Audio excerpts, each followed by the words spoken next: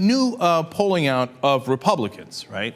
And they looked at the different brackets, you know, wealthier Republicans, middle-class Republicans, and lower income Republicans. And they asked them a bunch of questions, but the one that really grabbed my attention was, do you agree with this statement? A few rich people and corporations have too much power in the U.S.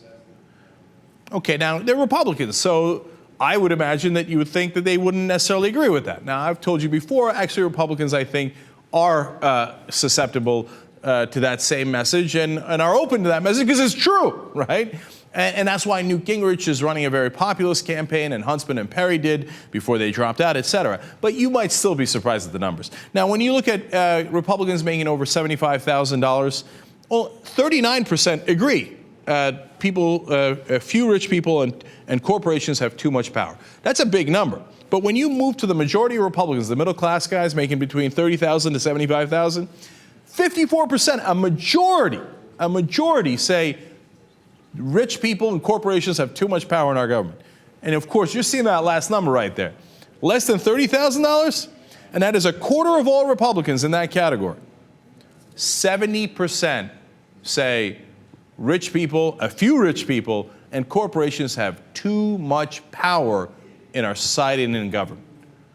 They are exactly right. They share the same sentiment that Democrats and independents share. Because look, the Republicans get tricked into voting for guys who are pro-Wall Street, pro-bankers, et cetera. They use wedge issues, social issues.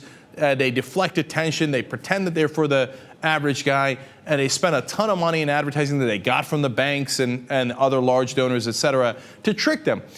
And so they wind up voting that way, voting in favor of Republicans who will actually protect the rich and the corporations, right? But do they actually believe it?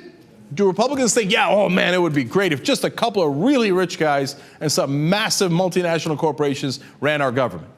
As you see in the numbers there, overall, no, they don't want that either. That's why it's such a great winning issue if President Obama could actually use it. And to be fair to President Obama, he seems to be basing his campaign on this idea. That's great.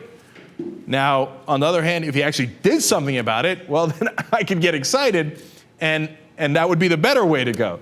But of course, in the last 3 years, he hasn't done much about it at all. And look, people aren't stupid.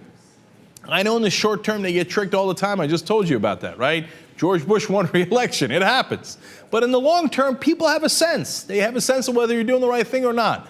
And with President Obama, you know, every once in a while he'll call a banker a fat cat, et cetera. But does the country have a sense that, boy, he's taking it to the bankers? No way. And they're right. Prosecutions for criminal financial fraud are at a 20-year low. I mean, think about how stunning that is, that George W. Bush was tougher on the bankers than Obama was. So I like his political talk, but I much prefer political action. And so would not only Democratic and independent voters, but even Republican voters.